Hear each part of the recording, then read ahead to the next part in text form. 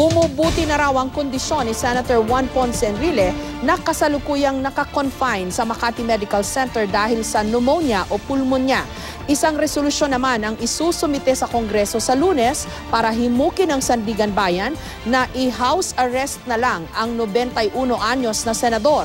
Samantala, mahaharap sa kasong administratibo ang mga opisyal ng PNP na sangkot sa pagpuslit ni Senator Bong Revilla at Senator Jinggoy Estrada sa birthday ni Enrile.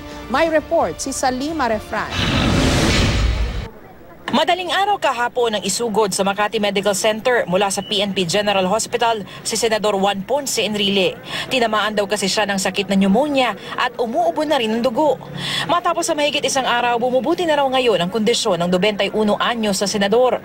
Ayon sa kanyang anak na si dating Congressman Jack Enrile. Improving naman siya, wala na siyang lagnat. Kaya lang, under observation pa rin siya ng mga doktor niya dahil may infection pa, may pneumonia pa siya. Nanghihina siya dahil nga doon sa lakas ng antibiotics na ina-administer sa kanya intravenously. Gayunman, hirap pa rin daw magsalita sa Senador Enrile at mahina ang paghinga. Sa ngayon, hinihintay pa raw nilang resulta ng mga pagsusuri sa senador.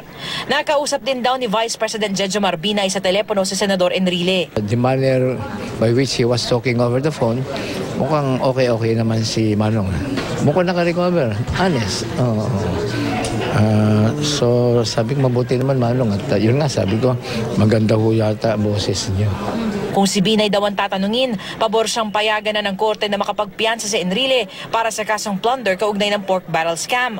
Hiniling nga ito ng kampo ni Enrile sa Sandigan Bayan noong nakaraang taon pero hindi ito pinagbigyan ng korte. Sa halip, pinayagan na lang siyang manatili sa PNP General Hospital. Sa report ay sinumite ng kampo ni Enrile, maaaring nasagap daw ng senador ang iba niyang sakit sa PNP General Hospital. Posible raw ito, lalo't matanda na at mahina na ang katawan ng senador.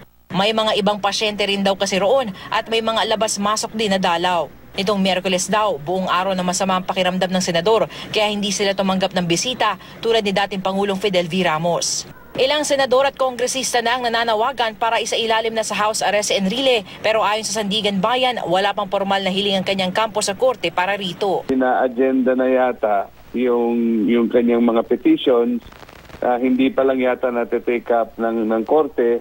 And we're hoping and praying na sa lalong madaling panahon, given yung circumstances ng kanyang health ngayon, sana ma-actionan na. Sa Lunes, isang resolusyon ang isusumite sa Kamara para himukin ng Sandigan Bayan na i-house arrest na lang si Enrile.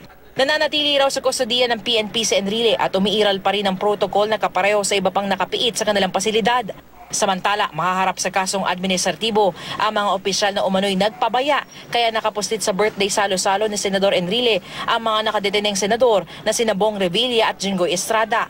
Ayon kay PNP spokesperson Chief Superintendent Generoso Serbo, hiniligtas sa kaso ang mga sangkot na opisyal kahit wala silang alam sa pagkakapuslit ng dalawang senador dahil meron silang command responsibility.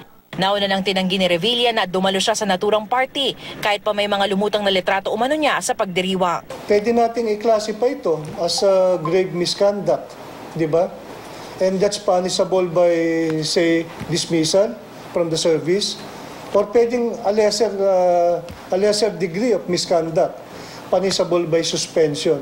Ang malinaw at this point, the fact is under investigation pa po ang lahat. Salima Refran, GMA News.